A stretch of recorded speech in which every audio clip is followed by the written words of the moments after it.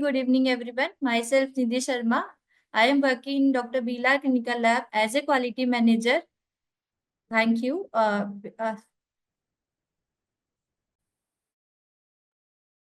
Before we start, I just introduce about our company profile and our Dr. Monica Shashank ma'am. So we'll start with our company introduction. Dr. Bila Clinical Lab. I am audible. Yes, Nidhi, you are audible. So before we start our quality webinar, I just introduce our company profile. As everyone knows, Dr. Bila Clinical Laboratory is a renowned lab in Rajasthan, across the Rajasthan and also in Ahmedabad. Dr. Bila Clinical Lab established in 1991 as a trust name in diagnostic healthcare, renowned for its commitment to quality and precision. With over 150 collection center, 13 plus regional lab and 20 plus point of care lab. In 13 regional lab, we have 6 lab as NABL accredited lab. Dr. Bila Clinical Lab serves a wide range of diagnostic need, offering more than 1,500 tests across the medical domain. The lab is accredited as NABL and adhere to ISO standard, reflecting its commitment to quality and patient care. Additionally, Dr. Bila Clinical Lab has established three center of excellence in areas such as autoimmunity, molecular diagnostic, histopathology department as well.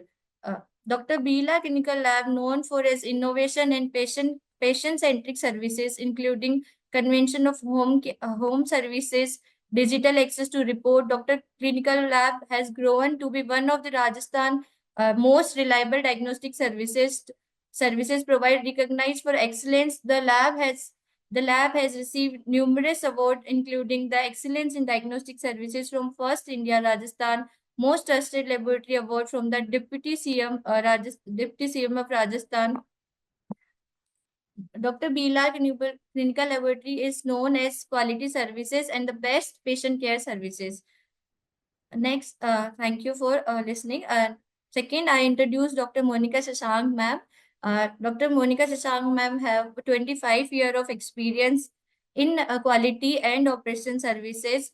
She has also a CAP and enable SSS as well as thank you. Before we start quality webinar, I just want to ask why we celebrate Quality Day. सो मैं ma'am से ही जानना चाहूंगी कि हम quality day को celebrate करते हैं in every year. तो good afternoon and good evening all. आप सबको बहुत बहुत धन्यवाद. आप सब इस सेशन में ज्वाइन किए आपके लिए. And we are here to discuss a very important topic, quality. तो जैसे निधि ने पूछा क्वालिटी क्यों ज़रूरी है हमारे लिए, तो एक बेस्ट एग्जांपल है जब मैं क्वालिटी की ट्रेनिंग्स देती हूँ और बताती हूँ as a medical director of my previous assignments में भी, कि आपकी ह्यूमन बॉडी एक बेस्ट एग्जांपल है क्वालिटी का. सब कुछ इतना सही से चल रहा होता है, सो यू आर हेल्दी. तो उसमें आपके कई तरह के रिएक्शंस हो रहे हैं. You are listening also, you are singing also, you are seeing also. सब कुछ एकदम एट पार प्रिसिजन के साथ चल रहा होता है, एक्यूरेसी के साथ चल रहा होता है. तो quality is very important for us. God has made the entire universe with the utmost care of quality practices. फिर जब सूरज उगने का टाइम से लेकर के चंद्रमा कब निकलेगा, कब नहीं निकलेगा, चिड़िया क्यों सोएंगी, हम रात में क्यों सोते हैं, हम दिन में क्यों जागते हैं, all these things are biological clock. Everything is so perfectly maintained under the terms of quality. So को वर्ल्ड क्वालिटी डे डेफिनेटली इसलिए मनाया जाता है कि हम याद रखें कि क्वालिटी की हमारी जिंदगी में क्या इंपॉर्टेंस है. खासतौर पे अगर हम हेल्थ केयर और डायग्नोस्टिक इंडस्ट्री की बात करें, जहाँ हम लोग पेशेंट्स को सर्व करते हैं, तो quality becomes utmost important. Because वहाँ पे हर सैंपल एक लाइफ है, उसको एक डायग्नोसिस चाहिए है, उसको एक ट्रीटमेंट चाहिए है, ताकि वो आगे अपनी जिंदगी को अच्छे से कंटिन्यू कर सके. तो इट बिकम्स वेरी इंपॉर्टेंट कि हम क्वालिटी डे मनाएं. और साथ में क्वालिटी डे के साथ साथ हम लोग जो है कंटिन्यूस इम्प्रूवमेंट की तरफ काम भी करते रहें. तो हम क्वालिटी कहते हैं, एक वो सब्जेक्टिव टर्म नहीं है, ये पूरा एक ऑब्जेक्टिव टर्म है, जिसमें आप मेजर भी कर सकते हैं कि आज आपने ये इतनी गलतियां की हैं, कल आपकी गलतियां कम हो सकती हैं, फर्दर आप कैसे कैसे इम्प्रूव कर सकते हैं. अगर सिस्टम आपका बेस्ट है तो उसको और बेस्ट कैसे बना सकते हैं. इसीलिए सिक्स सिग्मा की इजाद हुई थी, and people are following the six sigma practices in manufacturing and other industry, and quality is अभी पीछे नहीं रह गए, quality will come also in the health care diagnostics as well. So starting with this, आज का session शुरू करते हैं। तो डॉक्टर निधि ने बताया, डॉक्टर बी लाल क्लिनिकल लेबोरेटरी एक अग्रणी लैब है जहाँ पे हम सारी क्वालिटी प्रैक्टिसेस को फॉलो करते हैं। 13 में से 6 लैब हमारी एनएबीएल ऑलरेडी है। दिस शोज कि हमारा बेंचमार्क जो है क्वालिटी स्टैंडर्ड्स के लिए हमेशा हाई रहा है, not only with the equipments but with the team which we are having the qualified team of doctors, जिसमें 25 प्लस डॉक्टर्स हमारे पास हैं in the state of Rajasthan itself. So it's a comprehensive system which we are following in terms of managing the customer satisfaction and customer safety also. So I'll have a presentation, and हमारा एक मुहिम है doctor बीलाल lab का under the project प्रगति, जिसमें हम clinical awareness create भी कर रहे हैं। हम सारे टेक्निकल स्टाफ को बता रहे हैं कि क्वालिटी हमारी लाइफ में क्यों जरूरी है, पेशेंट मैनेजमेंट क्यों जरूरी है, और गुड लेबोरेटरी प्रैक्टिसेस का क्या क्या इम्पैक्ट हो सकता है in improving the patient services and patient safety also.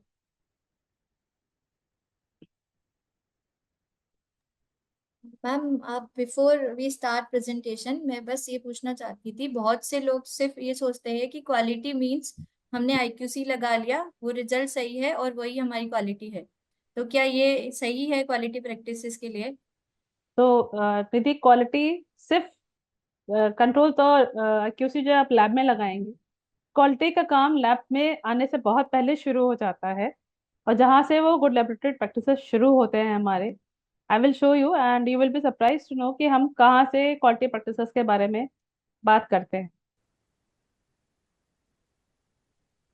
तो गुड लेबोरेटरी प्रैक्टिसेस हमें हेल्प करते हैं इंटरनली अपनी क्वालिटी को बढ़ाने के लिए, और जिसका बेंचमार्क है एनएबीएल या कैप एक्रेडिटेशन, उसको अचीव करने के लिए। जैसे मैंने कहा, ये आज का एजेंडा जो हमारा रहेगा, फ्लो ऑफ रहेगा कि क्यों गुड लेबोरेटरी प्रैक्टिसेस जरूरी है, और डिफरेंट फेजेस में हम क्या क्या करते हैं क्वालिटी के लिए, और की टेक अवेज जो हमारे लास्ट में होंगे, will summarise that. So good laboratory practices क्यों जरूरी है डेफिनेटली क्वालिटी के लिए? इंटीग्रिटी एक बहुत इंपॉर्टेंट फैक्टर है हमारे लिए, ताकि विश्वास रहे पेशेंट्स का, रिलायबिलिटी हमारे रिजल्ट्स के ऊपर रहे, कस्टमर का सेटिस्फेक्शन और सेफ्टी को इंश्योर करने के लिए, तो सही रिजल्ट होगा तो ही उसकी सही ट्रीटमेंट हो पाएगी। एंड डेफिनेटली अगर एनएबीएल और रेगुलेटरी प्रोसेसेस हैं, उनकी रिक्वायरमेंट्स हैं, तो उनके लिए क्रेडिबल डायग्नोस्टिक रिजल्ट्स देने के लिए। तो जिससे निधि मैंने कहा था कि हम लोग सोचते हैं कि एक्यूसी लगाया और लैब से क्वालिटी आ गई हमारी, that is not the right वे।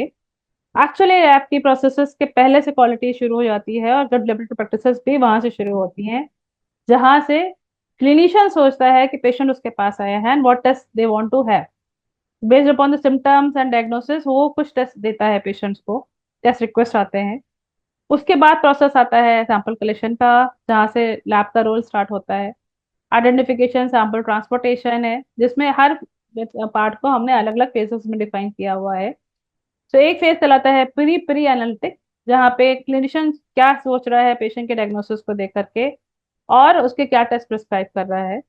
फिर आता है प्री एनालिटिक, जिसमें पेशेंट की प्रिपरेशन भी आती हैं, सैंपल कलेक्शन का पार्ट भी आता है, उनका लेबलिंग आता है, उनका ट्रांसपोर्टेशन आता है। फिर आता है एनालिटिकल वाला पार्ट, जो बहुत थोड़ा है लैब में, जहाँ पे आप सिर्फ एनालिसिस करते हैं, रिपोर्ट रिलीज करते हैं, और फिर पोस्ट एनालिसिस कैसे आप रिपोर्ट कम्युनिकेट कर रहे हैं क्लिनिशियन को, क्या रिजल्ट्स दे रहे हैं आप, वो वाला पार्ट कवर होता है। अब जैसे आपने बोला, मैम सब लोग कंट्रोल लगा लेते हैं लैब में, सबके पास इंस्ट्रूमेंटेशन भी बहुत अच्छी आ जाती है, आजकल तो काफी ऑटोमेटेड सिस्टम्स आ गए हैं, and most of the labs are using those automated system. तो एनालिटिकल फेज में चांसेस ऑफ एरर्स कम होते हैं, बट सबसे ज्यादा चांसेस ऑफ एरर्स जो हमारे होते हैं, जहाँ पे हमारा मैनुअल काम होता है, that is pre pre analytic वाला पार्ट और प्री एनालिटिक वाला पार्ट। आपके पास कई सारी स्टडीज हैं, हमारे पास अवेलेबल हैं, जहाँ पे दिखाया गया है कि प्री प्री एनालिटिकल फेज में 65% ऑफ एरर्स होती हैं, पोस्ट एनालिटिकल फेज में सिर्फ 10% एरर होती है, 35% जो है आपकी होती हैं एनालिटिकल फेज में। सो अगर मैं इसको रेवेन्यू के टर्म्स में बात करूं, तो ये एरर्स इतनी ज्यादा अमाउंट करती हैं कि अगर कोई लैब 600 पेशेंट्स पर डे देख रही है, तो 60 से 8 लाख महीने का रेवेन्यू लॉस हो सकता है उस लैब को, अगर हम इन एरर्स को चेक नहीं करें, कंट्रोल नहीं करें। दिस मीन्स अगर कोई मल्टी स्पेशलिटी हॉस्पिटल है तो वहां पे 1.25% जो है ऑपरेशनल कॉस्ट का लॉस भी हो सकता है। तो इट्स नॉट कि आपका जो है क्वालिटी, लोग कहते हैं quality comes with the cost, but there is a loss of cost which is also involve अगर आप क्वालिटी मेंटेन नहीं करेंगे। Now if I check about pre analytical phases, so there are 4 steps to that: understanding of clinical problem, test prescribed by doctor, test reading, and patient preparation.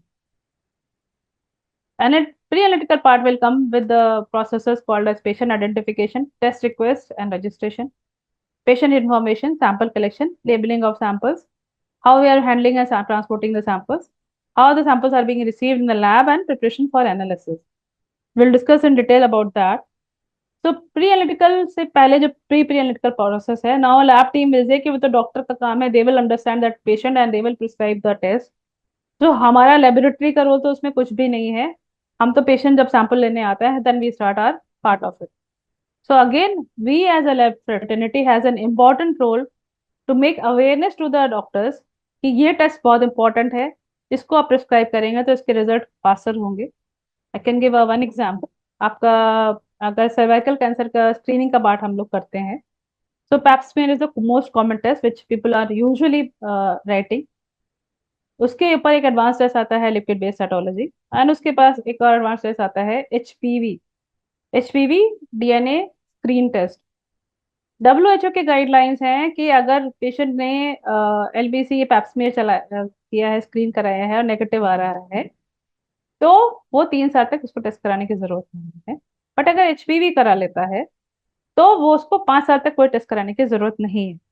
So we as a diagnostic fraternity has important role to inform the doctor and the patient that you go for this kind of test, which is highly advanced, specific and sensitive also on a molecular platform, which is very very robust. आप उस पर test करा के देखिए, then you need not to go for a long term testing of 5 years, which is a good huge time. और अगर caustic के point of view देखिएगा तो साल भर की कॉस्ट जो है शायद 200 रुपए भी नहीं आती होगी, 200 से 300 रुपए आती है। So it's our role as a laboratory personnel to educate the clinicians as well, to inform the patients also कि नया नया क्या आ रहा है। अगर हम नहीं बताते तो there was a time जब thyroid testing भी available नहीं थी and people were not getting thyroid testing as well. HbA1c testing पहले नहीं थी शुगर टेस्टिंग के लिए, and now it is a routine part of it.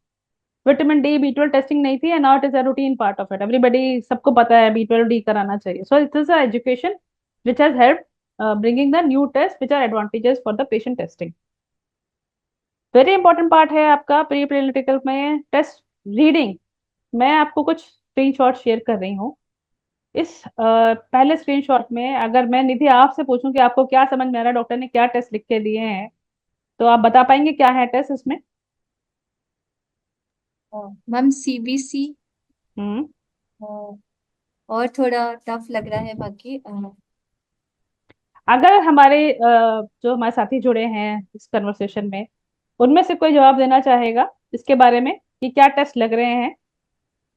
क्योंकि ऐसे प्रिस्क्रिप्शन सबके पास आती हैं लैब में, जो भी लैब में काम करता है। So nobody can say that I don't get such kind of prescription. वैसे भी it is famous for the doctors, the clinicians की उनके handwriting is very poor, it's not legible. So without any offense, anybody would like to attempt ki what is written on this prescription, what test we are supposed to do in the lab? Anyone want to please kindly raise your hand, so I just unmute them persons.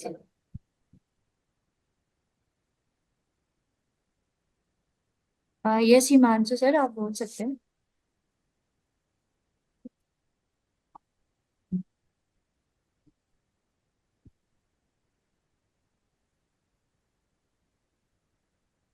Siddhant also has, oh, Himanshu has raised the hand. Yeah, Himanshu.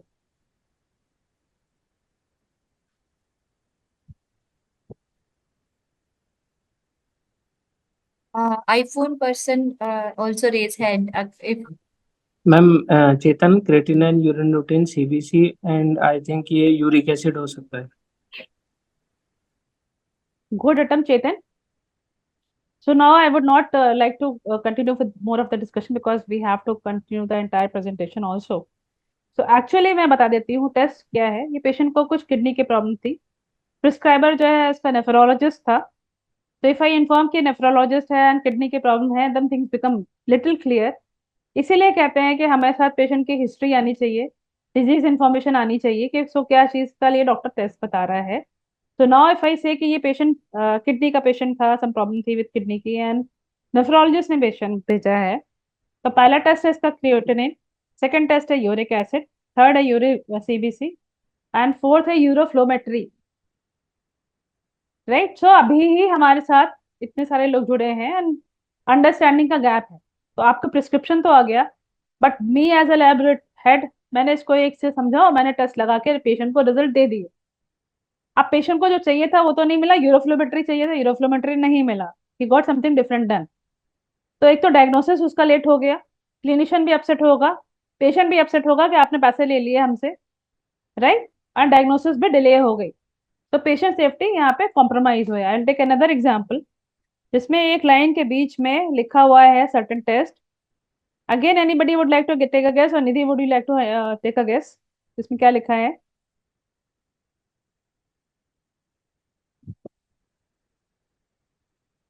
अभी थोड़ा बड़ा दिख रहा है. Yes, ma'am. CBC, glucose fasting, I guess. TTG, anti-TTG, I thought. बस ma'am इतना ही समझ में आ रहा है. Very good, good attempt. Anybody else? कोई और बताना चाहेगा टेस्ट कौन से लिखे हुए हैं इसमें? Yes Chetan.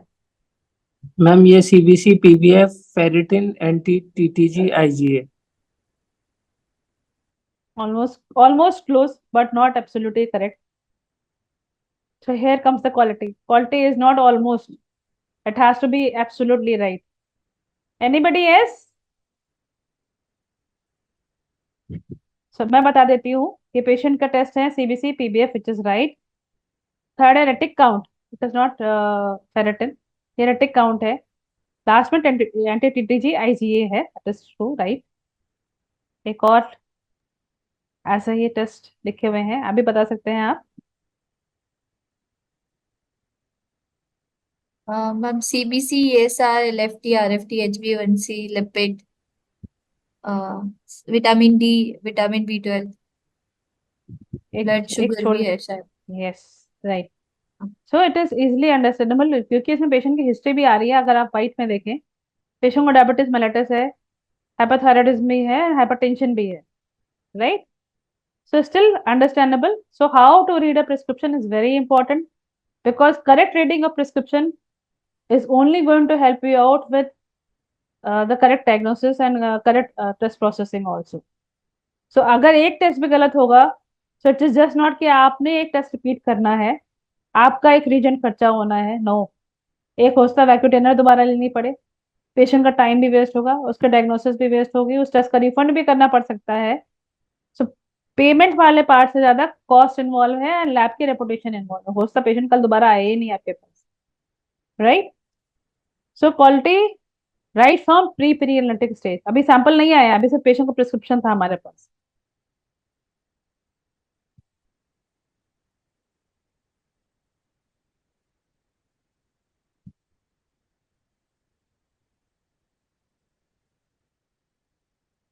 Right. So next is patient preparation. How many times we come across a patient जहाँ पे हम पेशेंट से पूछते हैं कि आप ये टेस्ट लेके आए हैं इनको कराने के लिए, आपको इनके रिक्वायरमेंट है, ग्लूकोज होमोसिस्टम में ओवरनाइट फास्टिंग चाहिए. So how many times people patient comes to us और हम उसको मना कर देते हैं, प्लीज गो अवे, अभी आज आपका टेस्ट नहीं होगा, you are not fasting. Fecal local blood is a very common test. How many times हम पूछते हैं पेशेंट से, हम बताते हैं कि नहीं आपको रेड मीट नहीं खाना है, रॉ फ्रूट्स नहीं खाने हैं, वेजिटेबल्स नहीं खाने हैं, विटामिन सी सप्लीमेंट्स नहीं लेने हैं, अगर आपने कल रात में ये खाया है तो आप अभी आज सैंपल नहीं दे सकते. There certain medicine which you should avoid, which should not be taken. You have to take 7 days abstinence इसमें लेना पड़ेगा and then only you can submit the samples.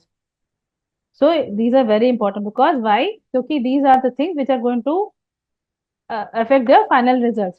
PTINR के केसेस में how many times हम लोग पूछते हैं, बताते हैं कि विटामिन के सप्लीमेंट्स नहीं लेने हैं, ग्रीन लीफी वेजिटेबल्स नहीं लेने हैं, broccoli, turnip, medications like warfarin, aspirin, antibiotics, these are not things to be taken, blood thinners नहीं देने हैं अनलेस अनटिल डॉक्टर्स ने खुद प्रिस्क्राइब किया हो कि पेशेंट जो है ब्लड थिनर पे है and we want to understand the reading. So this is very important. Prolactin is known to have a diurnal variation. The timing of collection is very, very important. In fact, thyroid hormone also is also known to have a diurnal variation. So it is again the timing of collection is very important. But usually लोग जो है इन चीजों को ध्यान नहीं देते हैं, which may compromise with the final results of the patient. These are the things which are very important. जब patient preparation चाहिए है, टेस्ट की रीडिंग बहुत इंपॉर्टेंट है. This is called as pre analytic phase. सबसे ज्यादा एरर्स इसी एज में होती है because we do not say no to the patient कि आज आप अभी रेडी नहीं है, आपके रिजल्ट सही नहीं आएंगे, आपके सैंपल हम दोबारा देंगे. Coming to the pre analytical part, this means analysis is just पहले वाला पार्ट. यानी कि हम पेशेंट के अब सैंपल लेने के लिए तैयार हो गए हैं, हमने पेशेंट की प्रिपरेशन करा ली है एंड आफ्टर 3 days ही is coming for C PT NR and everything. So now correct identification of patient is very important. उसमें भी एक पेशेंट की प्रीरिक्विजिट्स बहुत इंपॉर्टेंट है. इमीडिएटली आस्किंग कि आपने क्या खाया है, क्या नहीं खाया है, क्या फास्टिंग है, क्या फास्टिंग नहीं है, what are the requirement to do the test, so that आपकी इनकरेक्ट डायग्नोसिस नहीं हो. Second thing is patient privacy is also very important. कभी कभी सेम नाम के दो पेशेंट सेम एज जेंडर के आ सकते हैं. You have to go talk to them, understand कि Monika Shashank she is the only one जिसका हमें सैंपल लेना है एंड टेस्टों के लिए लेना है. And privacy is also very important. It could not be कि चार पांच पेशेंट एक साथ बैठा दिए and then you are taking sample, इसको बता दिया इसका सैंपल ले रहे हैं, उसको बता दिया उसका सैंपल ले रहे हैं. somebody you are taking HCV, HBV, HIV samples, it is strictly no. Patient's confidentiality and privacy is very important. Patient preparation, अब आप बोलेंगे मैम पेशेंट प्रिपरेशन तो आपने पहले बता दी कि हमने जो है पूछना है ओकर ब्लड के लिए ये खाया ये पिया, PTINR के लिए ये किया. अब ये कौन सी पेशेंट प्रिपरेशन है? So this is the preparation when you're collecting the sample just before that. उसमें क्या है? Definitely we should inform patient about phlebotomy कि phlebotomy होगी. So it is definitely we will try कि painless कोशिश करेंगे, but छोटा पेन होता है. पेशेंट से जरूर पूछे कि उसको कहीं फोबिया तो नहीं है, कब उसको नीडल इंसर्ट करने पे उसको कोई प्रॉब्लम तो नहीं हुई है, पहले कभी कोई इंसिडेंट्स तो नहीं हुए हैं जहाँ पे उसको सैंपल लिया है उस पर कोई एडवर्स इफेक्ट हुआ हो. So all these things we keep the patient engaged and informed so that there is no further query from the patient side. जो बहुत important चीज है when you are taking multiple tubes for any testing, then do inform the patients because when we are doing the vacutainer based collection and when you are not doing the not vacutainer based collection also, certain tests require certain types of vacutainers only. So if patient has to get only 3 tests, that is CBC, sugar and say thyroid, still you have to take samples in 3 vials, that is EDTA, red top serum, and fluoride sugar. So it's very, very, very important. And then inform him about the adverse effect. So this is the preparation which is required before the collection of the sample, just before the collection of the samples, when you have ensured other things have been taken care of. एक छोटा सा example है, let us do this exercise fastly. जब registration करने गए patient का, जब software में एंट्री कर रहे हैं, तो एक पेशेंट था जिसका नाम था कुलविंदर, था या थी, कैन बी एनीवन, जिसका नाम कुलविंदर है, 54 ईयर्स की है या का है, एंड हमने रजिस्ट्रेशन में कोई गलती की हुई है, something has wrong. So testosterone की वैल्यू मेरे पास 310 नैनोग्राम पर डेसीलीटर आ गई. तो now again the question to the audience is, Kulvinder की 310 नैनोग्राम पर डेसीलीटर की value with 54 years of age, male में और फीमेल में कोई डिफरेंस आएगा या नहीं आएगा? Anybody would like to answer? We have expert from the industry joining in this webinar.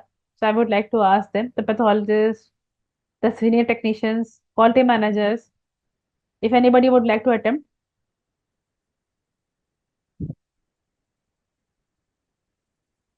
Maybe, but just see if anybody is interested to answer this question. Question है, कुलविंदर के केस में, if testosterone value is 310, if a patient is female, then what is the final diagnosis? If patient is male, then what is the final diagnosis? I hope I am clear with the questions. Yes, ma'am. I Bhavna Sharma raise hand. हाँ Bhavna, भावना, बताओ भावना.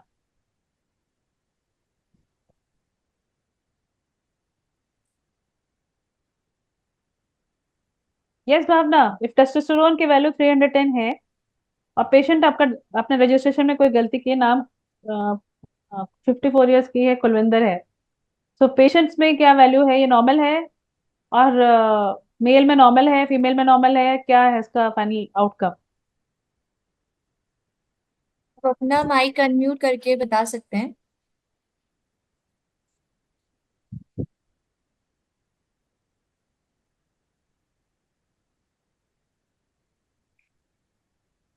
Nidhi, just check why they are not able to answer the thing. Yes ma'am.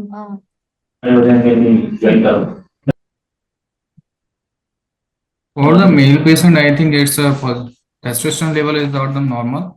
Yes. It's a registration part problem where they mentioned wrong as a gender. Either they selected title as a Miss or Mr. So, so it's a If it, patient Kulvinder Singh and testosterone level is suppose 3110. It's fine. but if it is a female patient, then what is the final outcome, Himanshu? Yeah, it's a hormone imbalance. Either they are taking testosterone is very high and progesterone level are low for that. Yes. So coming to the part, if it is a male, the reference range for male is 310 to 1000 nanogram per deciliter. So value is normal. But if it is a female, the ranges are less, that is 15 to 17 nanogram per deciliter.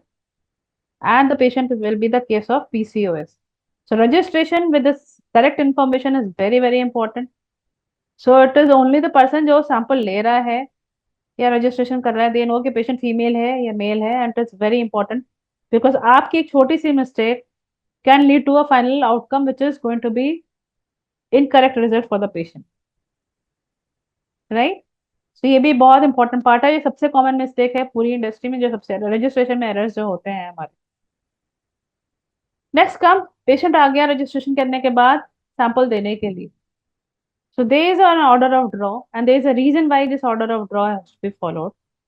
कि पहले blood culture के samples लेने हैं, फिर sodium citrate लेना है, फिर plane लेना है, फिर लिथियम लेना है, फिर ईडीटी पर्पल लेना है, लास्ट में फ्लोराइड लेना है, राइट? और सो अब इस ऑर्डर ऑफ ड्रॉ को क्यों फॉलो करना चाहिए? Is anybody aware of it, या कौन फॉलो करता है? Would anybody like to answer?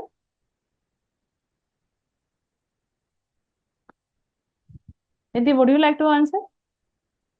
Yes ma'am. Order of draw basically इसीलिए हम फॉलो करते हैं कि एक सीक्वेंस है, जब हम वैक्यूम ट्रेनर से ब्लड कलेक्ट करते हैं तो सबके अपने अपने प्रिजर्वेटिव्स है। हर ट्यूब के अंदर एक प्रिजर्वेटिव है, आइदर वो एंटीकोगुलेंट है या क्लॉट एक्टिवेटर है।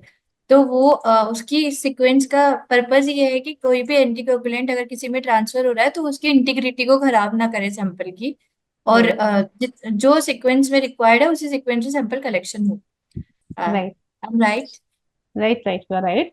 सो you can see the order of draw and you can see साथ में गाइडलाइंस भी हैं कि सैंपल को मिक्स कैसे करना है। तो two things are very important, one is order of draw, second is sample volume जो आप ट्यूब में ले रहे हैं। यूजली जो सिरिंज नीडल से सैंपल्स लेते हैं वो एक साथ ले लेते हैं और हर एक में बराबर बराबर बराबर डालने की कोशिश करते हैं। इट इज इरिस्पेक्टिव कि कितना सैंपल आया है और एंटीकोगुलेंट का रेशियो क्या होने वाला है। So anticoagulant ratio is very very important. या आपका क्लॉट एक्टिवेटर है तो उसका रेशियो ब्लड के साथ बहुत इंपॉर्टेंट है। Nobody pays attention to that. Second thing जो निधि ने बताया कि अगर आपका सीक्वेंस बिगड़ता है तो हो सकता है कि एक एंटीकोगुलेंट दूसरी ट्यूब में चला जाए। तो जो पर्पस था हमारा कि इसको इस लेवल में, सपोज सोडियम सिट्रेट में हम लोग जो है पीटीआईएनआर कर रहे हैं, कोagulation फैक्टर कर रहे हैं, it may go and hamper in lithium heparin tube, right? तो आपको उसमें जो पैरामीटर करने वाले हो you may not gate accurate results. Potassium ADT का अगर आपके पास पहले चला गया से सोडियम रेट में या सीरम में, तो आपकी सीरम बेस्ड पैरामीटर्स की वैल्यू हाई आ सकती है। अभी मेरा एक एग्जांपल है आगे उसको लेकर। Second thing is very important, mixing of the tubes sample के साथ करना है, that is very important, should be very gentle, 6 to 8 time mixing करनी जरूरी है। यूजुअली पीपल लेते हैं और ठक ठक ठक ठक ठक ठक। This will lead to something which I am going to discuss in next slide.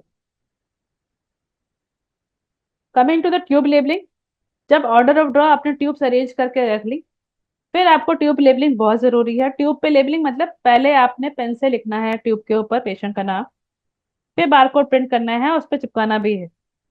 क्यों इंपॉर्टेंट है? क्योंकि वो ट्यूब उस पेशेंट की है, that should be there, and when you are writing a name of that patient you have to show to the patient कि वो check कर ले कि उसकी ट्यूब में हमने सही नाम लिखा है। तो इट्स डबल चेक, आप लिख रहे हैं और सामने वाला भी देख रहा है कि उसकी ट्यूब में उसका सैंपल लेने जा रहा है। तो labelling has to be done before you are taking the sample. अगर ट्यूब लेबलिंग के एरर्स चेक करें तो वन पेशेंट, अगेन केस है, दिव्या गुप्ता है पेशेंट, नाम का दित्य गुप्ता, 54 की फीमेल है, ट्रांसफ्यूजन की हिस्ट्री थी, एंटी एचसीवी कराया उसने, अनलेबल्ड ट्यूब थी, किसी पेशेंट के साथ मिक्स हो गई, उसका रिजल्ट आ गया नेगेटिव, एडलेट ट्रांसफ्यूजन का केस था, she is a known case of HCV, तो इसका रिजल्ट पॉजिटिव आना चाहिए था। सेकेंड ट्यूब फिर से दोबारा ली गई हमने एंड उसका रिजल्ट पॉजिटिव आया। सो द थिंग इज कि अगर आपने मिस्टेक की है ट्यूब लेबलिंग में या अनलेबल ट्यूब भेजी गई है लैब के अंदर टेस्टिंग के लिए, that is again pre analytical area से एनालिटिक एरिया में आई है, so chances of errors are very very high कि आप वहाँ पे कोई टेस्ट गलत लग सकता है, क्योंकि हो सकता है किसी दूसरे पेशेंट की ट्यूब भी सेम ली गई हो। एनटीएचसीवी है, सीरम का ट्यूब है, दो रेड टॉप थे, दो पेशेंट का आपने नाम ही नहीं डाला और मिक्स हो गए सैंपल्स दोनों। So again it is a wastage of time, it is a wastage of delayed diagnosis for the patient जो वेट कर रहा था अपने रिजल्ट्स के लिए। So everything is very very critical. So this is the reason why we say कि good laboratory practices not are confined to the lab, ये lab से पहले शुरू हो जाता है। So this is how the patient should be label. ये tube से लिया, उस पर नाम लिखा, पेशेंट को दिखाया एंड देन बारकोडिंग इनकी complete. So this has to be barcoded. Now coming to the collection part of it. Collection कैसे करना चाहिए? सबको पता है कि हमको मीडियन क्यूबिटल वेन से लेना होता है। आप वेन जो है जब फिस्टुला बंद करते हैं, कितनी देर फिस्टुला बंद करना है, टॉर्निकेट कहाँ से लगाना है, that also has an important role in the entire collection process. तो these are very very small thing, अगर हम ध्यान नहीं देते हैं अपने पार्ट में तो दीज में lead to the erroneous results also. तो वेन जब फील करनी है तो आपको ग्लव्स नहीं पहनने, वंस यू आर फाइन कि यहाँ वेन है, वियर द ग्लव्स, उसके बाद उसको एरिया को क्लीन करना है। टॉर्निकेट सिर्फ 1 मिनट से ज्यादा नहीं लगना चाहिए, otherwise results are going to be erroneous. Tourniquet की दूरी जो आपकी मिड ऑफ द हैंड है उससे जो है 7.5 से 10 सेंटीमीटर होनी चाहिए, यानी 4 अंगुल की दूरी होनी चाहिए। सेकेंड थिंग, जब आप टॉर्निकेट, कुछ टेस्ट है जिसमें टॉर्निकेट नहीं भी लगाना है, जैसे कैल्शियम, उसमें आपको टॉर्निकेट लगाए बिना ही सैंपल लेना है, तो you are going to get a right reading. Many people are not either aware of it or they don't follow it also in a right way. The most important part of it for any collection, जिसके लिए सबसे ज्यादा training होती है but उसके बावजूद भी adherence is very very less, cleaning of the area कैसे करनी है, कब करनी है। टॉर्निकेट लगा देंगे, उसके बाद लगेंगे तो उसका क्लीनिंग करते रहेंगे। क्लीनिंग करने के लिए मोस्टली लोग सीधे सीधे हाथ से ऐसे से कर रहे होते हैं, no this is not the right way. पहले एरिया जहाँ से प्रिक करना है उसको क्लीन करना है, अल्कोहल स्वाब से क्लीन करना है, कॉटन से नहीं करना है, क्योंकि कॉटन के फाइबर्स छूट जाते हैं, दे में इम्पैक्ट योर रिजल्ट्स ऑल्सो, क्योंकि बाद में उसके ब्लड कलेक्शन चल रहा है। सो आपने सेंटर से क्लीन करना है और बाद में सर्कुलर वे में बाहर की सर्कमफेरेंस को क्लीन करना है। अंदर क्लीन करने के बाद वापस लेके इस पे नहीं आना है। वाई? क्योंकि बाहर का जो गंदा है कॉटन में लग के फिर से इस एरिया को डर्टी कर सकता है।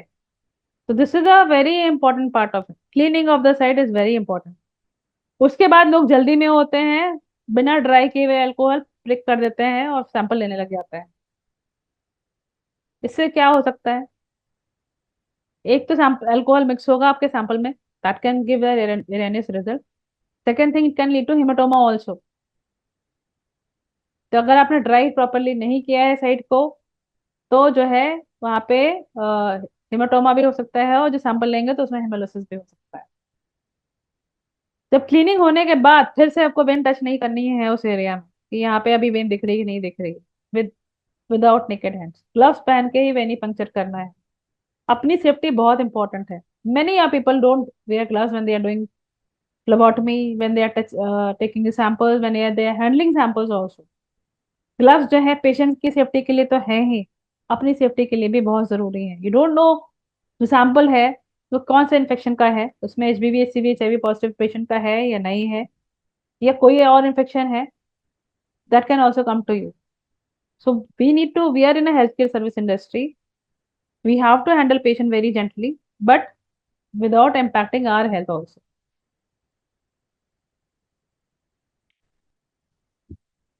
Now coming to the sample collection, which needle to be used? Usually commonly needles जो यूज होते हैं वो 22 गॉज के होते हैं, बिकॉज उसमें ट्रॉमा सबसे कम होता है. But then there certain patient जहाँ पे वेन्स पतले होते हैं, तो you can go to thinner gauges as well.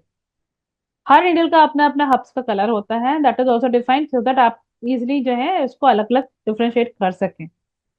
So purpose of this needle size and gauge is कि आप कितना अंदर पंचर कर रहे हैं और किस एंगल पे आप पंचर करके लेके जा रहे हैं. सो अगेन जैसे इसमें लिखा है, angle of needle to the skin should be 30 degree. ये बहुत इंपॉर्टेंट है मिड इनक्यूबेटल वैन से लेने के लिए.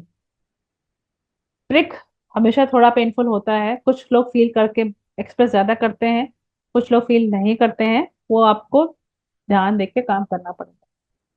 इफ वन सिंगल प्रिक में नहीं आ रहा है, सेकंड प्रिक तक तो जा सकते हैं, then you should not go for third prick. Patients को मना कर दीजिए कि अभी नहीं हो पाएगा, बिकॉज पेशेंट भी हाइपर होगा, आप भी नर्वस होते हैं उसमें. तो फर्स्ट प्रिक में नहीं आया, कॉल योर एक्सपर्ट. ये पिक्चर जो है वो सबसे कॉमन है, जो सबको दिखती है, सबसे द कॉमनेस्ट कंप्लेंट है. हेमाटोमा सबको होता है, पेशेंट को अक्सर हो जाता है. इट्स नॉट कि पेशेंट के इसमें कोई गलती होती, इट्स जस्ट दैट कि हमने प्रोसेस जो प्रॉपरली फॉलो नहीं किया है. Usually this is the reason, हमने प्रॉपर टेक्निक नहीं फॉलो किए हुए हैं. पंचर जो है वेन के ऊपर वाले हिस्से में कर दिया, सारा लीकेज हो जाएगा. Tourniquet is not release within 1 minute of draw. खासतौर पे हमने जब सैंपल लिया तो उसके बाद वहां लेकर के ऐसे ऐसे रगड़ दिया, पेशेंट को भी ध्यान नहीं दिया, पेशेंट को बताया नहीं, उसने भी कस कस कस कस में रगड़ दिया, अल्कोहल से रगड़ दिया. It will lead to spread of blood. तो it is very very important कि पेशेंट को इन्फॉर्म करें, जब ले लिया है तो ड्राई कॉटन रख दें और उसको कहीं बंद कर लीजिए अपने एरिया, ओढ़ लीजिए. इट्स नॉट बी रब, it should be just held like that, ताकि ब्लीडिंग अपने आप स्टॉप हो जाए. अगर फिर भी कस्टमर आता है हेमाटोमा के साथ, तो उसको बोलिए आइस लगाएं, and there certain medicine called thrombophob. लगाने के बाद वो ठीक भी हो जाता है. So there is nothing alarming about that. But then as a laboratory profession हमारी रिस्पॉन्सिबिलिटी है that we should go and see that patient को कोई भी प्रॉब्लम्स नहीं होने चाहिए. अगेन एक पेशेंट है सबिता कुमारी. अब सैंपल कलेक्शन पे हम लोग डिस्कशन कर रहे हैं. तो सैंपल कलेक्शन खाली मिड इनक्यूबेटल वेन से नहीं होता, आईसीयू के केसेस में और भी साइट्स है जहाँ से हम लोग सैंपल लेते हैं. अब आप देखोगे इसका मॉर्निंग में सैंपल लिया, नर्सिंग स्टाफ ने लिया, हेमोग्लोबिन की वैल्यू आई 6.6, टीएलसी 6.16, प्लेटलेट 123. शाम को सैंपल लिया तो हेमोग्लोबिन आया 10.6, टीएलसी 6.20, प्लेटलेट काउंट 1.86. ट्यूब्स को चेक कर लिया, दोनों पे नाम लिखा था, बारकोडिंग सही थी. तो what could be the reason कि ये हेमोग्लोबिन की वैल्यू इतनी चेंज क्यों आ रही है? Anybody would like to answer?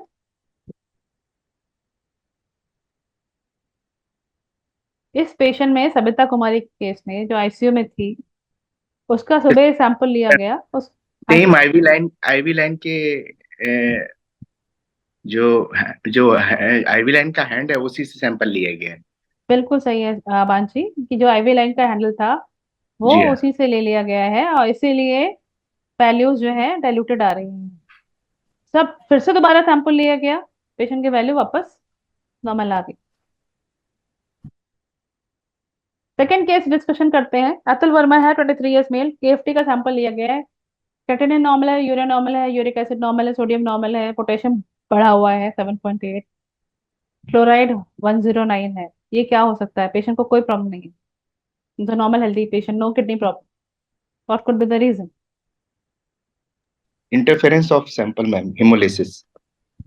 Yes, haemolysis is the reason. यहाँ पे पोटेशियम की वैल्यू फॉल्सली हाई आ रही है, एक्चुअली हाई नहीं होनी चाहिए. तो haemolysis is another part of it which मेज एन इम्पॉर्टेंट रोल. वो क्यों क्यों हो सकती है? अगेन वो भी फ्लोबोटमी पे ही डिपेंडेंट है.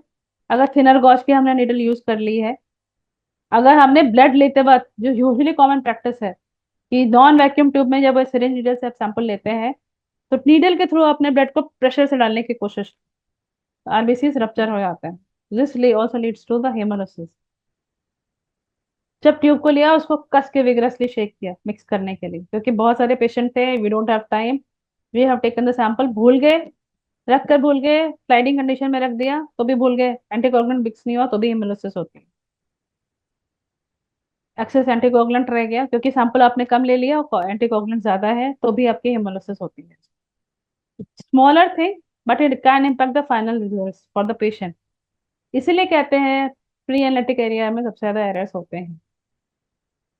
एंड सेंट्रीफ्यूजिकेशन प्रोसेस जो होता है, if you are not adhering to that, कि 10 मिनट्स के लिए 3000 आरपीएम पे करना है, अगर आपने हाई स्पीड से सेंट्रीफ्यूज चलाया और उसको हाई स्पीड में एकदम से रोकने की कोशिश की तो क्लॉटिंग नहीं होगी और हेमोलिसिस उसमें भी होगा।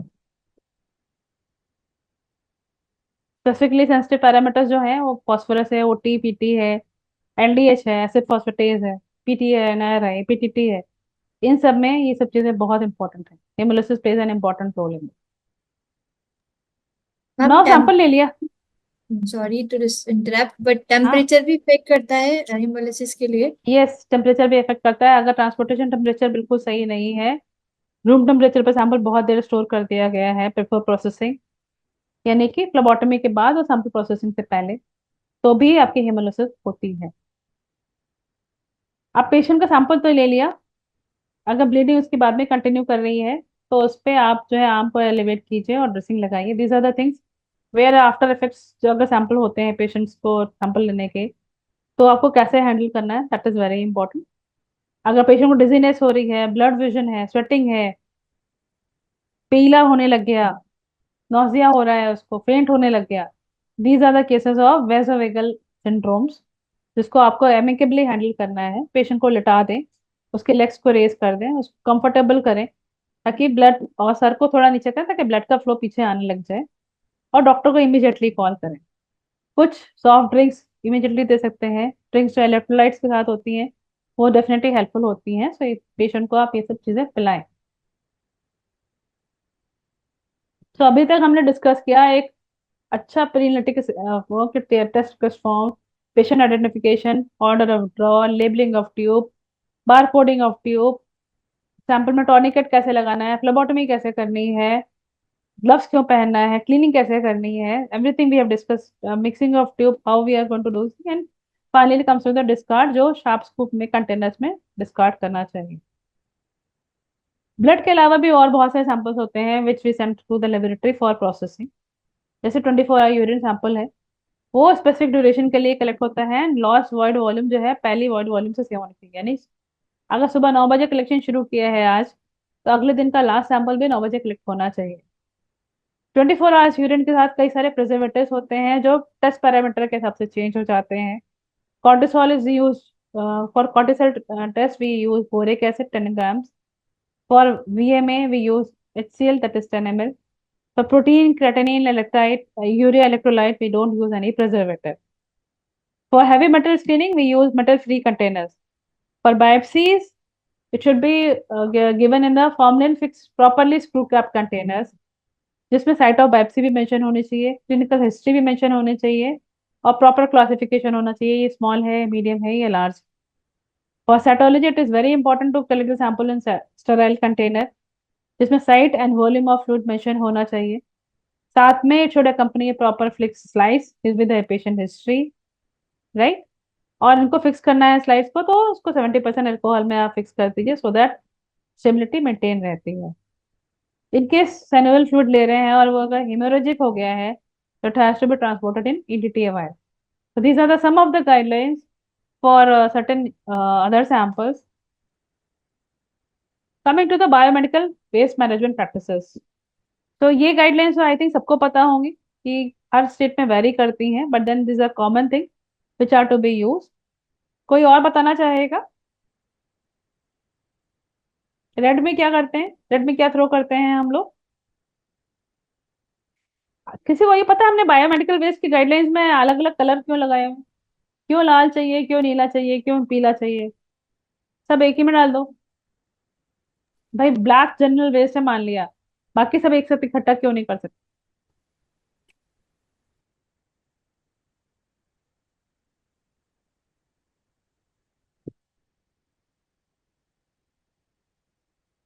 बहुत सारी लैब है, उनको फॉलो करते हैं। अनिधि बताओ प्लीज। यस मैम, एक्चुअली सबका ट्रीटमेंट बेस्ड होता है कि और उनकी जो वेस्ट है उनको कैसे ट्रीट करना है और कहाँ पे जाके डिस्पोज करना है, इसलिए कलर कोडिंग डिनोट करता है प्रॉपरली कि राइट, आपको किस में क्या डालना चाहिए कचरा। यस। कोई ऑटोक्लेविंग किसी को चाहिए, किसी को इंसिनरेशन चाहिए, इसलिए अलग अलग कलर कोडिंग होती है। And I am sure with pollution control board काफी स्ट्रिंजेंट हो गया है हर स्टेट में, हर सिटीज में। So every lab is following that. Needle stick injury एक कॉमन चीज है जो फ्लोबोटमी में हो सकती है, और इसमें पैनिक नहीं होना है। जहाँ पे अगर प्रिक हो गई है तो उस एरिया को काफी रनिंग वाटर से धोइए जा करके। ब्लीडिंग उस साइड से जितनी निकाल सकते हैं ब्लड निकालना है उसके बाद उसको एक डिसइंफेक्टेंट लगा के उसको बैंडेज से कवर करना है। नेक्स्ट स्टेप में जो क्या करना है कि जिससे सैंपल ले रहे थे उसका सैंपल और अपना सैंपल दोनों दीजिए। चेक कराइए कि आपका सोर्स नेगेटिव है या नहीं है। अगर सोर्स ही नेगेटिव है, पता कर लिया आपने, तो आप पीपी स्टार्ट करने के बाद आप स्टॉप भी कर सकते हैं। अगर सोर्स भी पॉजिटिव है तो पीपी को, पोस्ट एक्सपोजर प्रोफाइलिसिस को लेना भी है और मॉनिटर भी करना है लंबे समय के लिए। एक्सपर्ट ओपिनियन हर केस में लेनी है। अगर आपका डिले 72 आवर्स से ज्यादा हो गया तो डेफिनेटली आपको डॉक्टर से मिलना है। प्रेग्नेंट फीमेल है तो लेना है। अननोन सोर्स है, ब्रेस्ट फीडिंग मदर्स हैं, किसी को एडवर्स रिएक्शन हो रहा है पीईपी से, तो डेफिनेटली उसको ये डॉक्टर से कंसल्ट करना ही करना। Spill management is again an important part of it, जो लैब में कॉमन प्रैक्टिसेस में हो सकता है। सैंपल की ट्यूब टूट सकती है, स्लाइड टूट सकती है, उसका भी एक पूरा प्रोसेस है। यूजुअली लैब क्या करते हैं, सैंपल की ट्यूब गिर गई उसको उठाते हैं जनरल झाड़ू से उठा करके डस्टबिन में डाल देते हैं। कभी कभी तो ग्लव्स भी नहीं पहनते हैं, which is very very dangerous. इसलिए ये मैंने यहाँ पे स्लाइड रखी है ताकि आप सबको पता हो कि सही तरीका क्या है।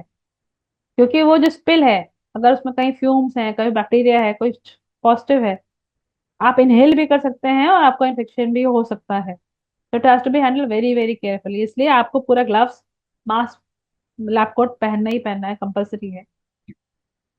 अगर स्पिल है तो ब्लॉटिंग पेपर उस पर डाल दीजिए। उसके बाद उसमें हाइपोक्लोराइड डाल दीजिए, 10 मिनट के लिए रुकिए ताकि वो डिसइंफेक्ट हो जाए।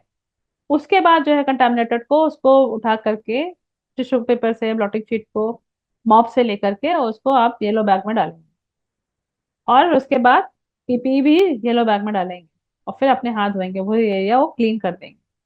तो ये बहुत इंपॉर्टेंट है। स्पिल मैनेजमेंट कॉमन है, लैब में होता है, बट देन जैसे हम लोग उसको यूज करते हैं, जैसे उसको ट्रीट करते हैं, that is a different thing which usually labs are following. So अभी जैसे नितिन ने बताया कि कुछ सैंपल्स का ट्रांसपोर्टेशन अगर ठीक से नहीं करें तो वो सही नहीं होता है। लैब्स सैंपल्स तो ले लेते हैं, कलेक्शन एरिया एक जगह है, चाहे हॉस्पिटल सेटअप में भी काम कर रहे हो, वार्ड और आईसीयू से सैंपल्स भी आ रहे हो, अगर वो टेम्परेचर कंट्रोल्ड नहीं है, अगर वो प्रॉपरली रखे नहीं है, यूजुअली अगर ट्यूब ऐसे लिटा के लेके आइएगा तो एंटीकोएगुलेंट मिक्सिंग नहीं होगी, अगेन हीमोलिसिस हो सकती है आपकी। इसलिए हर सैंपल्स को प्रॉपर रैक में ट्यूब्स में लगा करके तब लेके आना है, जैसे इस पिक्चर में पहले आपको दिखेगा। प्रॉपर ट्रांसपोर्टेशन बैग का मतलब है इसमें आपके पास एब्जॉर्बेंट शीट होनी चाहिए कोई स्पिलेज को रोकने के लिए, इंसुलेटेड होना चाहिए, टेम्परेचर कंट्रोल होना चाहिए। टेम्परेचर कंट्रोलिंग कैसे करेंगे, जेल पैक के साथ करेंगे, फ्रोजन जेल पैक के साथ करेंगे, और साथ में उसमें टेम्परेचर कंट्रोल डिवाइस होगी अगर लंबी दूरी के लिए सैंपल एक जगह से दूसरी जगह भेजना है। Doctor B lab clinical laboratory के पास आईओटी डिवाइसेस हैं हर कलेक्शन बैग के साथ, जो हम लोग यूज करते हैं, जो रियल टाइम मॉनिटरिंग करती है सैंपल टेम्परेचर का। अब तो टेक्नोलॉजी काफी एडवांस हो चुकी है, so everybody, and it's not very very costly. Patient के सैंपल्स हैं तो कोई भी कॉम्प्रोमाइज नहीं करना है, तो we should definitely use such kind of devices now. कुछ जो टेस्ट बहुत इंपॉर्टेंट है, जो स्टार्ट टेस्ट हैं पेशेंट के जो करने होते हैं, उसमें longer transportation time, longer storage time allowed नहीं है, वो इमिडिएटली करने होते हैं। जैसे अमोनिया है, बाइकार्बोनेट है, ट्रोपोनिन आई है, सीमेन एनालिसिस है, तो ये सब चीजें बहुत इंपॉर्टेंट है। इनका ट्रांसपोर्टेशन जल्दी होना चाहिए, within half an hour they should be there in the lab to give the final result.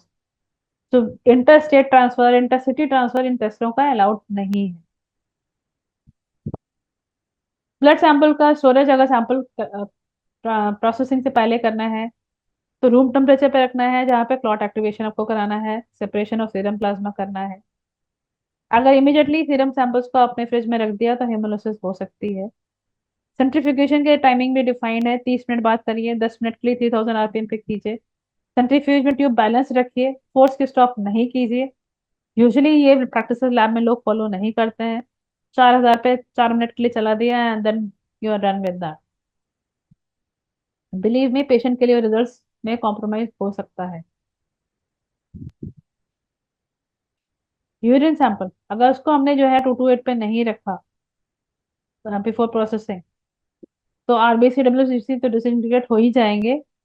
अगर ढक्कन में ठीक से बंद नहीं है तो उसमें कल्चर ग्रोथ भी आ सकती है अगर रूम टेम्परेचर पे उसको स्टोर करते हैं।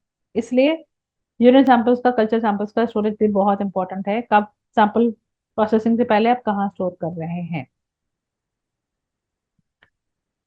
तो अभी हमने डिस्कस किया pre analytic and pre analytic, यानी एनालिसिस से पहले वाला सारा पार्ट, जहाँ से 65 से 70% गलतियां होती हैं और वो आपके रिजल्ट्स को कॉम्प्रोमाइज कर सकते हैं।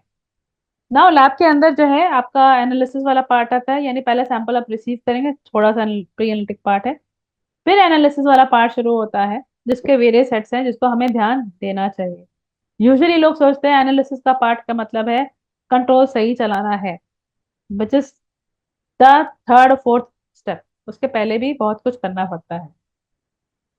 सो जब एनालिसिस करते हैं तो उसके 3 मेन हिस्से होते हैं। आपका इंफ्रास्ट्रक्चर कैसा बना हुआ है। अब इंफ्रास्ट्रक्चर में कहूँगा मैम लैब है, स्लैब पड़ी हुई है, उसमें मैंने मशीन ला के रख दी, कोई दिक्कत नहीं है।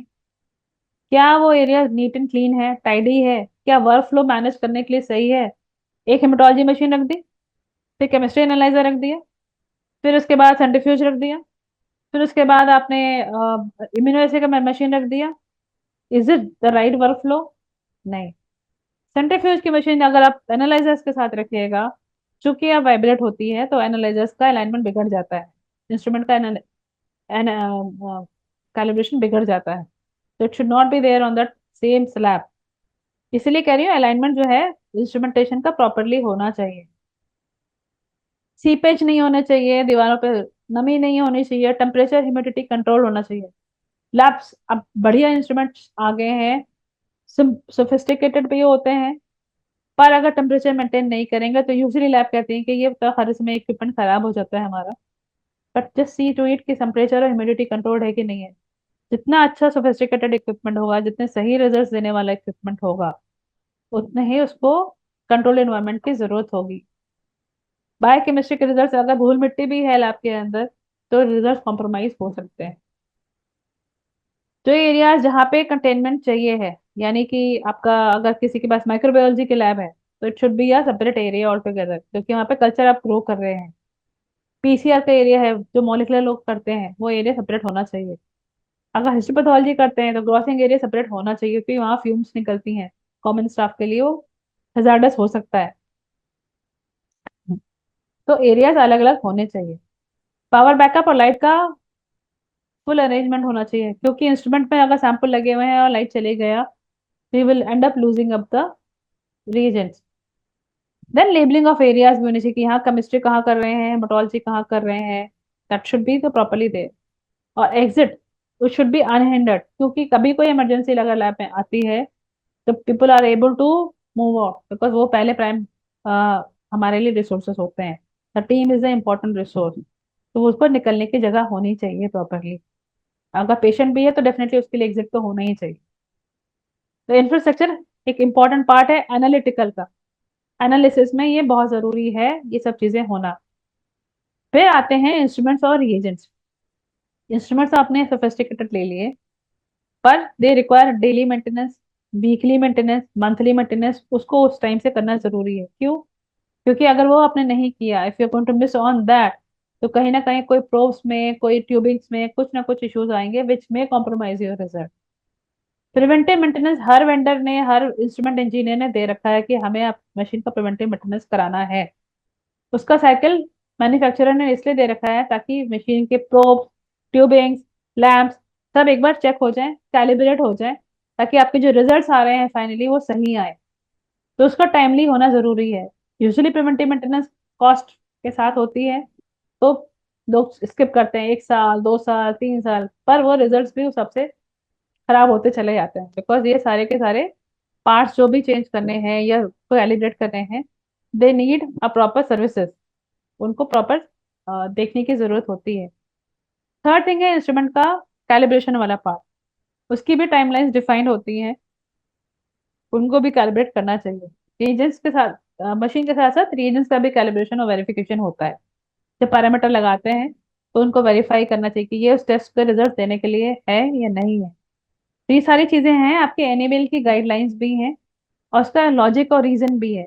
रीजन्स को चेक करना क्यों जरूरी है लॉट टू लॉट, क्योंकि हो सकता है जो आपके पास नया लॉट आया है वेंडर के पास से, सप्लायर के पास से, उसने जो है प्रॉपर टेम्परेचर पे नहीं रखा हो, आपके सामने जल पैक में ठंडा करके भेज दिया हो, तो जो रिजल्ट्स आप लेने वाले हैं नए वाले किट खोलने के बाद वो हो उसका सही नहीं है। इसलिए उसको चेक करना बहुत जरूरी है और इसलिए कंट्रोल से चेक करना बहुत जरूरी है। I hope I am clear. Unexpired Regents he use करने हैं लैब के लिए, क्योंकि अगर एक्सपायरी मेंशन की गई है तो इसका मतलब है कि उसके बाद उससे रिजल्ट्स ट्रस्टवर्दी नहीं आएंगे। लोग यूजुअली एक्सपायर्ड रीजेंट्स को कंट्रोल कैलिब्रेटर के साथ यूज करते हैं, which is not right. Calibrator भी एक्सपायर हो जाते हैं तो भी यूज करते हैं। कैलिब्रेशन का काम ही यही है कि चेक करना है कि रीजन्स से आपकी रिप्रोड्यूसिबिलिटी आ रही है, वो आउटपुट आ रहा है नहीं आ रहा है। अगर वही एक्सपायर है तो फिर आप रीजन को कैसे चेक करेंगे, राइट। क्वालिटी कंट्रोल का लॉट टू लॉट चेंजेस वो भी रिकॉर्ड करना बहुत जरूरी है। क्यों? क्योंकि अगेन आपके उस नया वाला लॉट जो है पुराने वाले रिजल्ट्स के बाद बराबर दे रहा है कि नहीं दे रहा है। क्योंकि पेशेंट आ सकता है, कह सकता है कि कल आपके यहाँ से मैंने ये टेस्ट कराया था, आज आपने नया लॉट लगा दिया, आपके रिजल्ट वैरी कर रहे हैं। तो आप खुद ही देखोगे कि वेरिएशन आ रहा है, क्योंकि हो सकता है ये लॉट टेम्परेचर सही स्टोर नहीं रहा हो जब डिस्ट्रीब्यूटर के घर पे था या डिस्ट्रीब्यूटर के वेयर हाउस में था।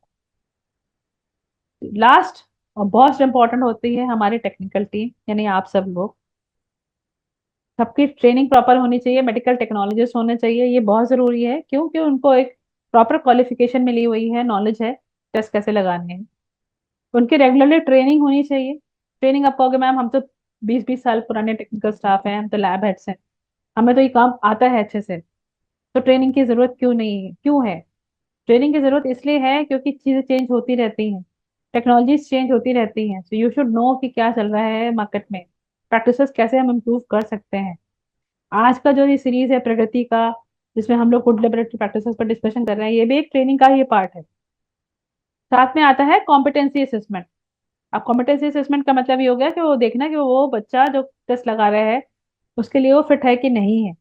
मान लीजिए एक टेक्नीशियन है जो बायोकेमिस्ट्री के मिशन पे काम करता था, कल हेमाटोलॉजी वाला टेक्नीशियन छुट्टी पे चला गया, आपने कहा उसे उस पर लगा दो टेस्ट। उसको पता ही नहीं है मशीन चलाना कैसे है, ग्राफ कैसे रीड करने हैं, कैसे सैंपल सिप करना है, उसको सिर्फ ये पता है कि यहाँ सैंपल को ट्यूब रख दो, वो सिप कर लेगा, रिजल्ट आ जाएगा, बस। सो उसकी कॉम्पिटेंसी नहीं है उस टेस्ट पे लगाने के लिए, तो he should be properly train. उसकी कॉम्पिटेंसी चेक करना है, क्योंकि सिर्फ सैंपल सिप कराना is not a test processing. Clot है कि नहीं है, हिमोलाइज है कि नहीं है, सैंपल को चेक करना एक इंपॉर्टेंट पार्ट होता है। So he should be aware of it, और इसकी चेकिंग टाइम टू टाइम होती रहनी चाहिए। क्योंकि लैब प्रोसेसेस में आदमी काम करते मोनोटोनस काम करते करते they tend to skip certain steps which are very very important. Last but not the least, skill man power है, टेक्निकल स्टाफ है, लेकिन अगर सेफ्टी गियर्स लैब में यूज नहीं कर रहा है, लैब कोट नहीं पहन रहा है, ग्लव्स नहीं पहन रहा है सैंपल को टच करते वक्त, तो this they are not going to be a right person. Coming to the important part of analytical process है जहाँ पे हम लोग क्यूसी हैंडलिंग करते हैं। ये 3 डार्ट बोर्ड्स बनाए हैं मैंने, just to give a feel of accuracy और प्रिसिशन। जो लोग सबसे ज्यादा कंफ्यूज होते हैं लैब में एनालिटिकल फेजेस में, पहला वाला डार्ट बोर्ड अगर आप देखेंगे तो सारे डार्ट्स जो हैं इधर उधर फैले हुए हैं, तो एक्यूरेसी भी नहीं है, प्रिसिशन भी नहीं है, जिसका मतलब है कि सही रिजल्ट्स नहीं आ रहे पेशेंट के। आपके कंट्रोल्स अगर सही रीडिंग नहीं दे रहे हैं तो पेशेंट के रिजल्ट भी सही नहीं आ रहे, कभी एक वैल्यू आएगी कभी एक वैल्यू आएगी, there is nothing common, there is nothing right. Second वाले में आप कहोगे एक सारे डार्ट बोर्ड एक जगह हैं लेकिन बीच सेंटर पे नहीं है। प्रिसिशन तो अच्छा है, यानी रिजल्ट तो रिप्रोड्यूसिबल है, पर एक्चुअल रिजल्ट नहीं आ रहे उसके। सो आपका ऐसे तो अच्छा है, ऑपरेटर अच्छा है, लेकिन आपके रिजल्ट सही नहीं आ रहे हैं, राइट। थर्ड वाला जो आपका है, जो लास्ट वाला डार्ट बोर्ड है, आप उसको अगर देखेंगे तो उसमें सारे सारे डार्ट सेंटर पे जा रहे हैं। ये चीजें मैं आपको इसलिए बता रही हूँ क्योंकि हम लोग लैब में जब निधि ने सेशन स्टार्ट किया था तो बोला था मैम लैब में कंट्रोल चला लेते हैं, सही आ रहे होते हैं तो लोग समझते हैं कि हमारा टेस्ट बढ़िया चल रहा है। So control is one part of judging the precision of the testing. Accuracy हम लोग एक्वा सैंपल से जज करते हैं। प्रिसिशन चेक करने के लिए, प्रिसिशन के लिए कंट्रोल्स जो है वो सिंपल मैट्रिक्स के होते हैं, जो सैंपल्स का मैट्रिक्स होता है उसकी एक डिफाइंड वैल्यू होती है मैन्युफैक्चरर के साइड से, उसको हम लोग यूज करते हैं ताकि चेक करें कि अगर इंस्ट्रूमेंट का कैलिब्रेशन और पैरामीटर का कैलिब्रेशन सही है तो रिजल्ट सही आ रहे हैं कि नहीं आ रहे, उस रेंज में आ रहे नहीं आ रहे। अगर कंट्रोल के रिजल्ट सही आएंगे तो पेशेंट की वैल्यू भी सही आएगी। कंट्रोल ब्लाइंड है, पेशेंट भी सैंपल ब्लाइंड है, यू डोंट नो कि सैंपल पेशेंट की वैल्यू क्या आने वाली है, इसलिए कंट्रोल्स लगाए जाते हैं। सबसे इंपॉर्टेंट आता है थर्ड पार्टी कंट्रोल, जो एनएबीएल भी अब स्पेसिफिकली कहता है, नया वाला स्टैंडर्ड भी कहता है। क्यों? क्योंकि जो मैन्युफैक्चरर का कंट्रोल है वो उसी रीजन और उसी मशीन पे वैलिडेटेड है, वो हमेशा रिजल्ट देगा, एक बाइस आ सकता है। थर्ड पार्टी कंट्रोल जो है आपको बिहेव करते हैं पेशेंट सैंपल की तरह। अगर इनकी रीडिंग जो है रेंज में आ रही है तो इसका मतलब है कि आपके पेशेंट सैंपल की रीडिंग भी सही आ रही होगी, then you can have a confidence कि हाँ हम सही रीडिंग दे रहे हैं। तो जो लोग आईक्यूसी लगा रहे हैं, थर्ड पार्टी लगा रहे हैं, दे हैव अ कॉन्फिडेंस कि वो सही रीडिंग दे रहे हैं। पर सिर्फ कंट्रोल लगाने से ही काम नहीं चलता, उसकी एनालिसिस भी बहुत जरूरी होती है। ये आपको एक कुछ ग्राफ दिख रहा होगा जो हमारे हार्ट बीट की तरह ऐसे ऊपर नीचे जा रहा है, ये कहलाता है लेविजेनिंग चार्ट। इसको प्लॉट करना जरूरी है। नए आजकल जितने भी इक्विपमेंट्स आए हैं उसमें ये इनबिल्ट पार्ट होता है।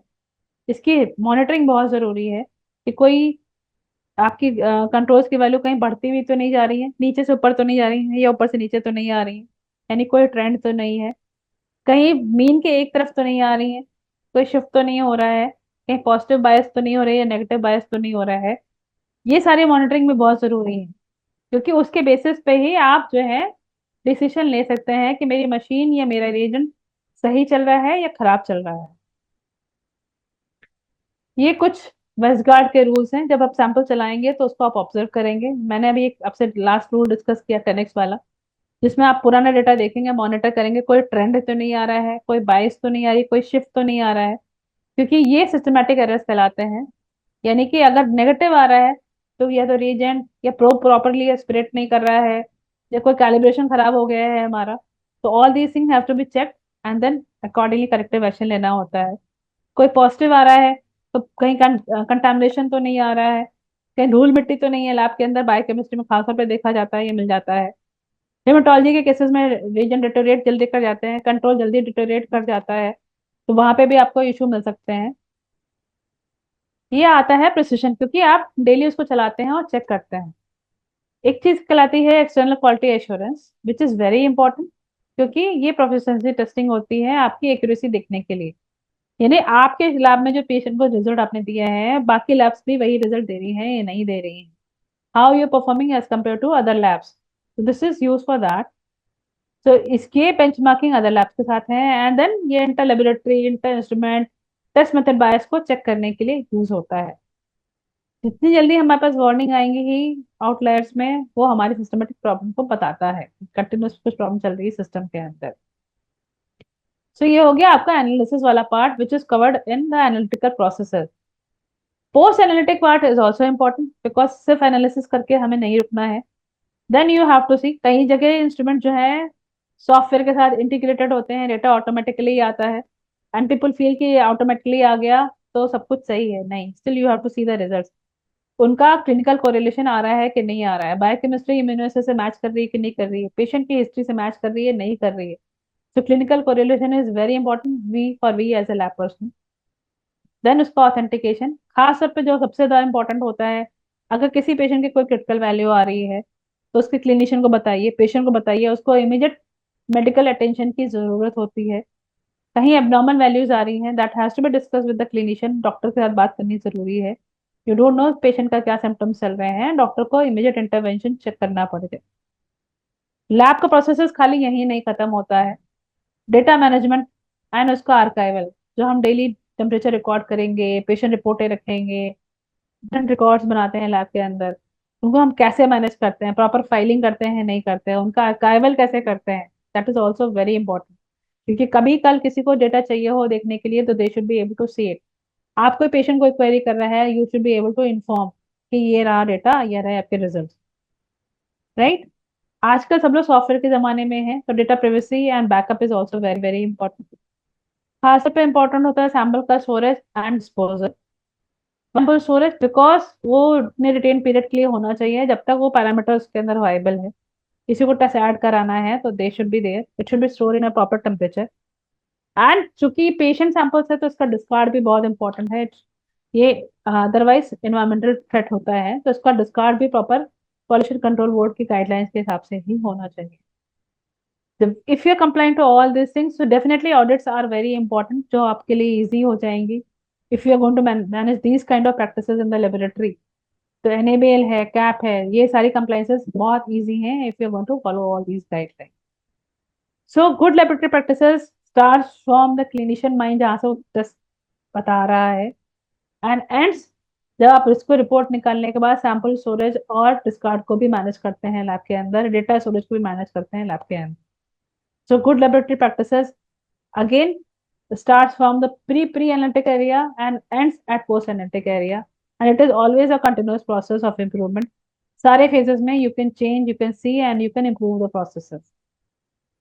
So Nidhi, I would request you if you can summarize कि हम क्या क्या चीजें follow करते हैं good laboratory practices। Yes, ma'am. Before we summarize, agar if anybody wants to ask any questions related to these good laboratory practices, because this session is very knowledgeful and बहुत सारे myths यहाँ पे clear हो जाते हैं कि हमें analytical process में ही सिर्फ बहुत ज़्यादा focused होके quality को नहीं देखना है। Pre-analytical and pre-analytical part is also very important।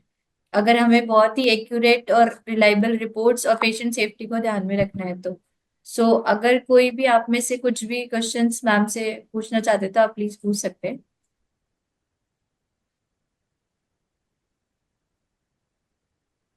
किसी के कुछ डाउट्स हो, जैसे मेरे थे कि हिमोलिसिस में टेम्परेचर की इम्पोर्टेंस क्या है, बारकोड क्यों लगाना चाहिए, या फिर इम्पोर्टेंस ऑफ बारकोड कितनी रह जाती है, या फिर प्रिस्क्रिप्शन रीड करने के बाद में अगर कुछ गलत हो जाए तो हमें क्या सॉल्यूशन फिर वहां पे प्रोवाइड करना चाहिए।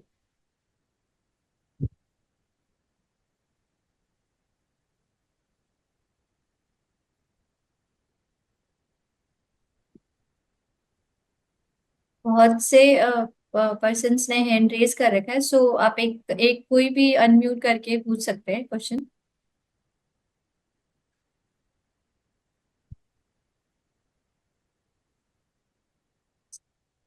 So thank you, ma'am, for this wonderful session, a good laboratory practices. So I'll start to summarize this session. So first हमने जब बात की थी प्री एनालिटिकल, तो उसमें इम्पोर्टेंट है कि आप टेस्ट रिक्वेस्ट जो आपके पास आ रही है आप उसे कैसे समझ रहे हैं, कितना अंडरस्टैंड कर रहे हैं और किस अकॉर्डिंग फिर आप रजिस्टर प्रोसेस स्टार्ट कर रहे हैं। सेकेंड थिंग जो इम्पोर्टेंट थी वो थी पेशेंट प्रिपरेशन। अब पेशेंट प्रिपरेशन में भी दो पार्ट था, एक प्री एनालिटिकल में आता है जो हम पेशेंट को बताते हैं कि आपको फास्टिंग कंडीशन किन टेस्ट के लिए रिक्वायर्ड होती है, कितनी मतलब किस कंडीशन में आपको सैंपल लेना, अगर कोई एक्सरसाइज करके आ रहा है या फिर बहुत वर्कआउट करके आ रहा है तो उसको रिलैक्सिंग पोजीशन में बिठा के ही हम सैंपल कलेक्शन करें। बहुत सारी चीजें आपने इसमें बताई। अगर हम बात करें प्री एनालिटिकल प्रोसेस की, तो उसमें इम्पोर्टेंट था कि पेशेंट का आइडेंटिफिकेशन एंड उसका प्रॉपर कम्युनिकेशन कैसे होना चाहिए। उसके बाद था सिलेक्शन ऑफ साइट और उसकी क्लीनिंग प्रोसेस। आप एक ही जगह अगर मल्टीपल टाइम क्लीनिंग कर रहे हैं तो वो आपका इन्फेक्शन कॉज कर सकता है वहां पे rather than cleaning process. Selection of site भी बहुत इंपॉर्टेंट थी कि हमें मीडियट क्यूबिटल वेन से ही सिलेक्शन सैंपल कलेक्ट करना है। Application of tourniquet and proper venipuncture techniques, इसमें आपने बताया कि कितने गॉज की नीडल्स हमारे पास होनी चाहिए, क्या एंगल होना चाहिए सैंपल कलेक्शन के लिए, टॉर्निकेट की पोजिशनिंग सही कहाँ पे हमें अप्लाई करना चाहिए, और सेकेंड थिंग कि कितनी देर के लिए हमें टोर्निकेट मारना चाहिए। और कुछ ऐसे टेस्ट है जहाँ पे टोर्निकेट की रिक्वायरमेंट भी नहीं है। उसके बाद हमने जब आगे बढ़ा तो हमने देखा कि ऑर्डर ऑफ ड्रॉ की इम्पोर्टेंस क्या है, ऑर्डर ऑफ ड्रॉ होता क्या है, कौन से वाइल की क्या इम्पोर्टेंस है, उनकी इन्वर्जन मिक्सिंग किस तरह से होनी चाहिए, प्रॉपर मिक्सिंग हमें करनी चाहिए।